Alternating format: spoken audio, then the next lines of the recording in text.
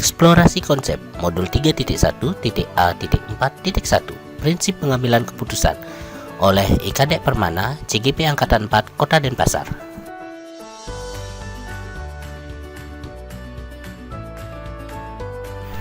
Ya, baik, selamat Sesi wawancara. pagi. Selamat berjumpa kembali dengan saya Kadek Permana CGP Angkatan 4 Kota Denpasar dari jenjang PAUD.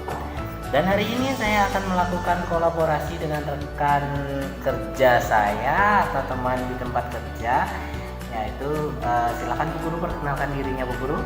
Perkenalkan, nama saya Nikita Sri Sartini, mengajar di TK Kumaralindung Kencana 1 kelas B1. Hari ini saya akan mengupas sebuah kasus. Saya ingin mengetahui pandangan dari Bu Guru Sri tentang sebuah kasus dilema etika yang mungkin dihadapi, dan mungkin saja hal ini bisa terjadi pada siapapun atau pada siapa saja yang mengajar di suatu instansi atau mungkin bahkan dalam di kehidupan kesehariannya. Dan di sini saya akan masuk di alur 3.1.A.4 eksplorasi konsep nilai-nilai kebajikan universal, ya. Dan baik, untuk mempersingkat waktu bisa kita mulai, Bu Guru? Ya, sebelumnya saya ucapkan terima kasih kepada Bu Guru karena sudah mau membantu saya menyelesaikan tugas saya ini sebagai syarat tugas di program Guru Penggerak ini. Dan ya, sebelum mulai, apa kabarnya Bu Guru? Sehat? Sehat. Ya, alhamdulillah. Keluarga bagaimana? Baik.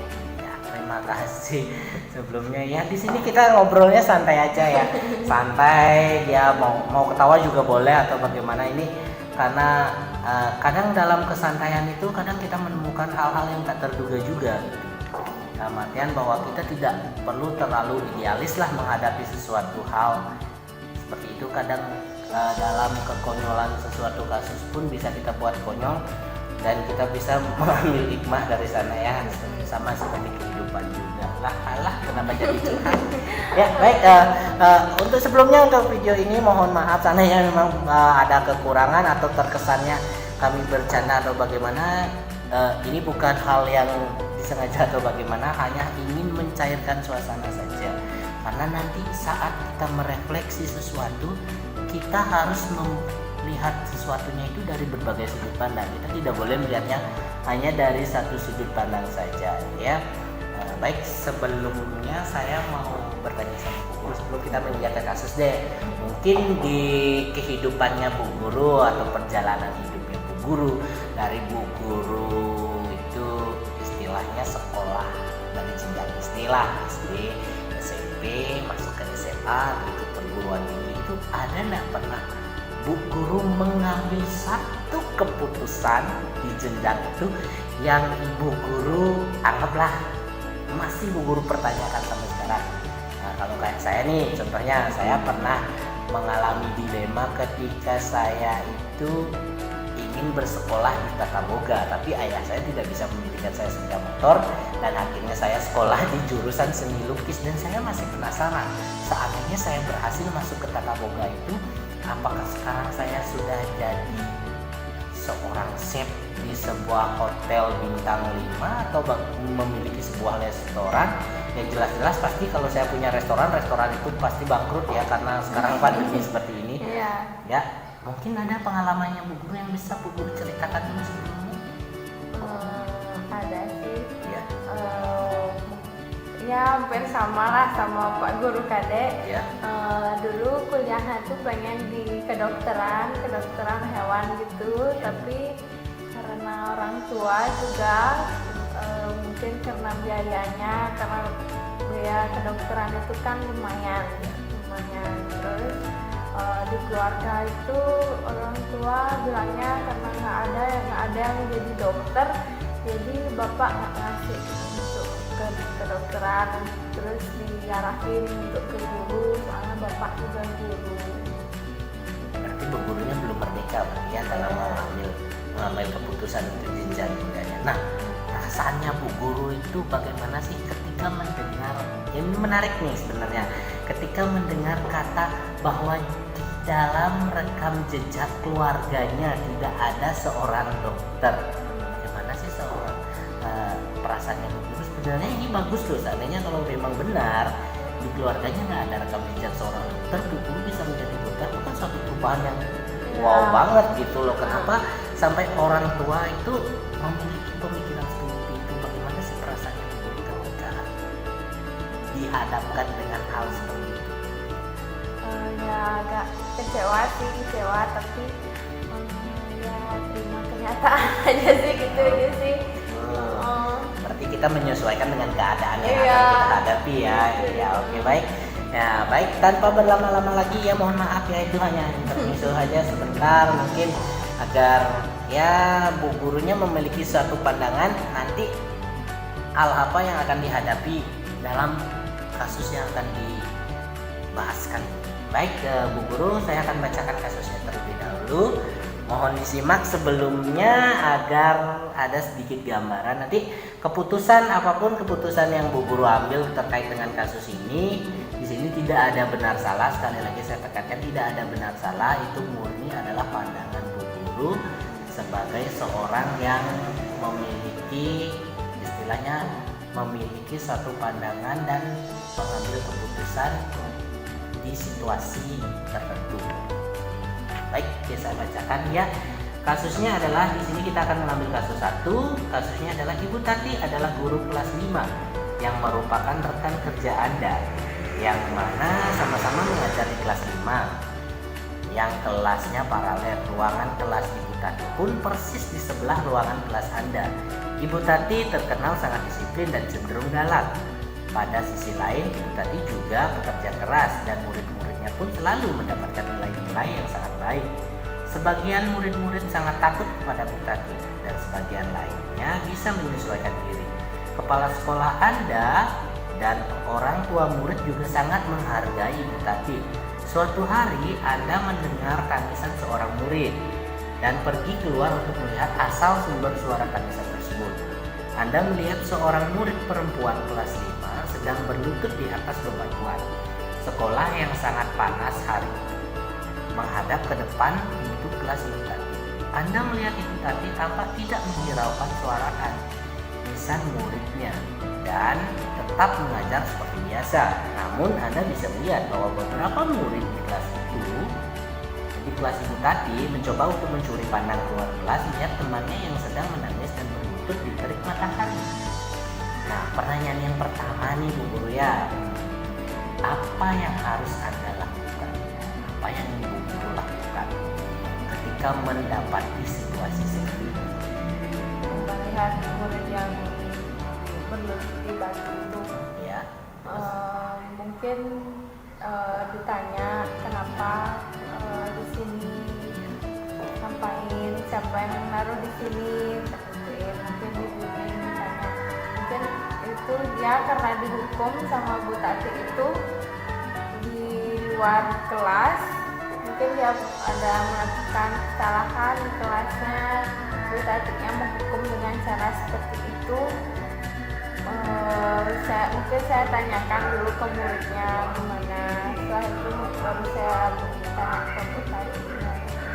Berarti Bu Guru saat itu kasarnya mencari asal permasalahannya terlebih dahulu dengan melakukan teknik wawancara lah istilahnya sama anak murid tersebut, kenapa bisa sampai seperti itu.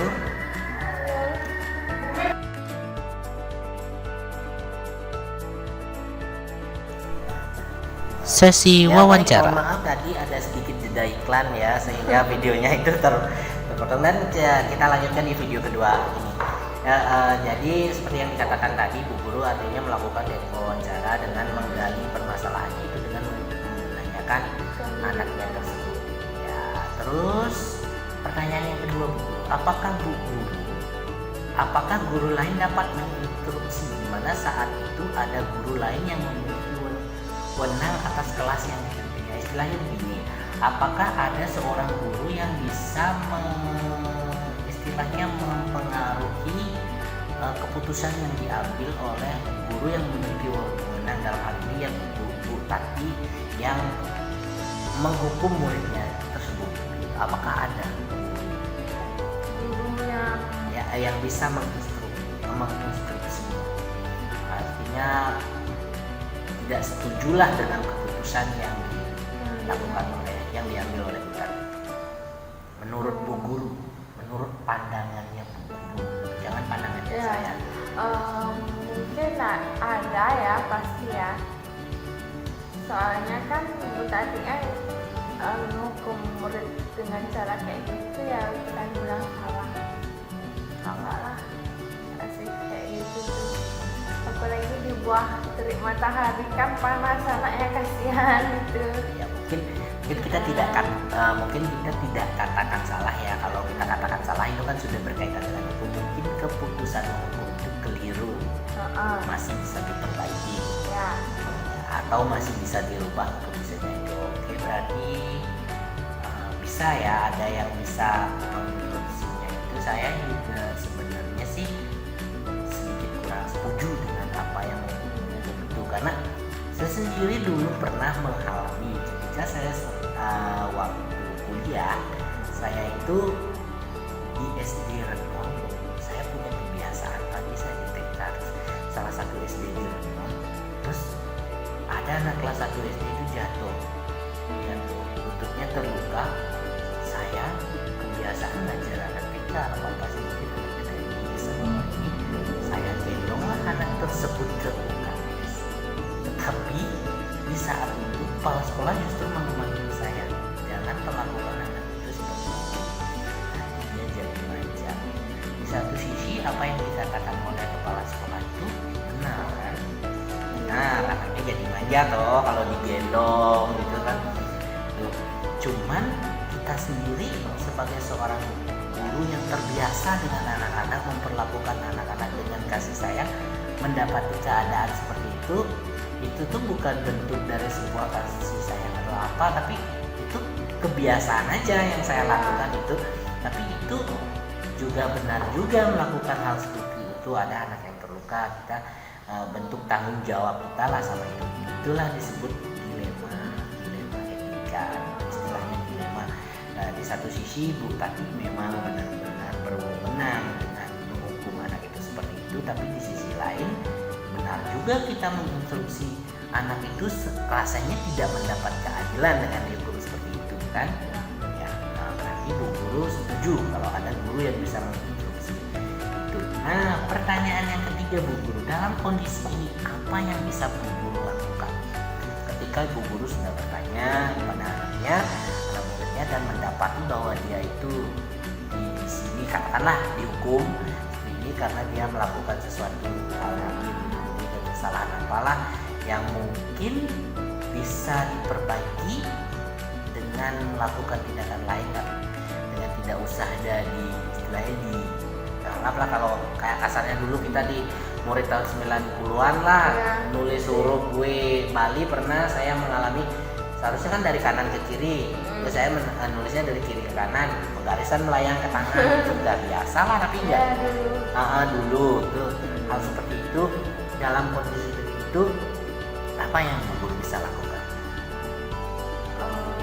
setelah mendapati bahwa dari informasi dari muridnya ya, dari akar permasalahannya dari sudut pandang si murid dulu kan, yang Bu Guru tanya si murid tadi. Apa yang bisa Bu Guru lakukan? Ya, membimbing juga sih untuk ya, besok-besok jangan lagi gitu ya, jangan lagi ngulangin kesalahan yang sama gitu loh. Kalau bisa ya yang lebih baik lah gitu. Karena kan ya dia sebagai muridnya tadi seharusnya sudah tahu betul bagaimana karakter kita. Ada nggak selain itu, ada nggak usaha lain yang bisa Bu Guru lakukan? Misalnya nih, kan Bu Guru sudah tahu dari sudut pandang si anak, terus tiba-tiba Bu Guru menanyakan ke Bu Tati lagi gitu, atau ngobrol lah istilahnya, minta waktunya Bu Tati untuk ngobrol atau di jam istirahat ngobrol, istilahnya sharing lah sama Bu Tati gitu. Menghadapi hal ini, ada nggak upaya yang kepikiran upaya seperti itu? Kayak gimana sih? Ya artinya Bu Guru itu sekarang tuh menggali permasalahannya dari sudut pandangnya Bu Tati. Seperti itu, ngobrol sama Bu Tati. Ada nggak kepikiran hal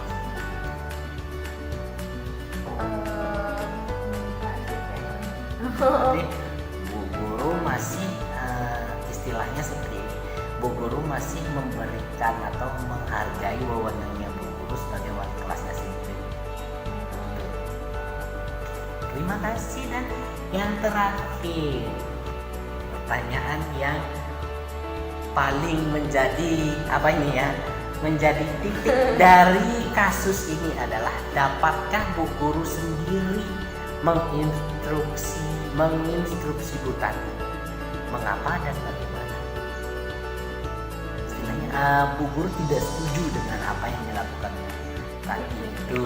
Kenapa? Apa alasannya? Dan bagaimana dia bisa sampai tidak setuju? Kenapa nggak setuju? Ya, Bu Guru istilahnya dapat nggak itu instruksi, atau Bu Guru justru membiarkan hal itu diselesaikan oleh Bu Tati dan anak itu?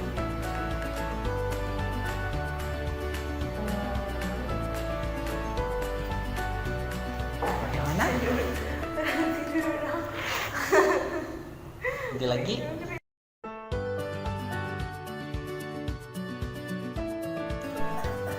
Sesi wawancara. Mohon maaf lagi sekali lagi karena endorse-nya banyak di podcast ini ya. Jadi ya seperti itulah. Jadi videonya banyak-banyak kejeda jadinya. Jadi baik Bu Guru, pertanyaan terakhir, dapatkah Bu Guru menginstruksi apa yang dilakukan Bu Tati? Mengapa dan bagaimana? Tentu bisa, soalnya kalau ada murid yang ngelakuin kesalahan, mungkin dengan cara dibimbing anak itu, kalau misalnya lagi dia melakukan kesalahan seperti itu, ya dibimbing terus dengan cara tidak menghukum gitu. Intinya lebih melakukan pendekatan secara personal ya, tanpa harus hukum. Oke, terima kasih Bu Guru atas waktunya, dan mohon maaf kalau seandainya ada salah-salah kata dan seandainya ada pertanyaan atau tingkah laku saya yang kurang berkenan, saya mohon maaf dan terima kasih Bu Guru. Sehat selalu ya, terima kasih.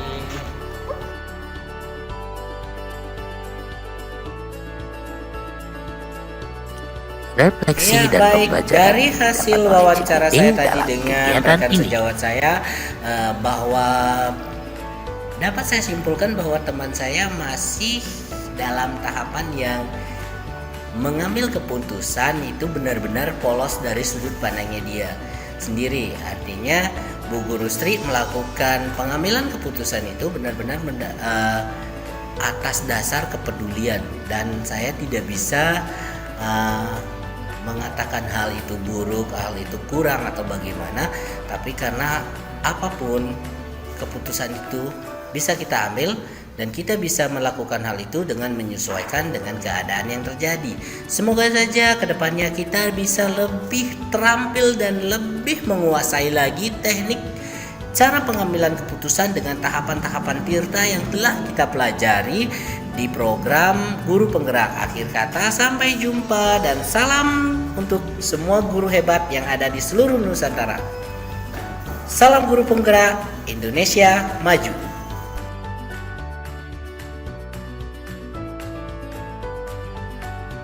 Terima kasih telah menyaksikan video ini. Kritik dan saran sangat diperlukan guna menyempurnakan video selanjutnya. Akhir kata, sampai jumpa.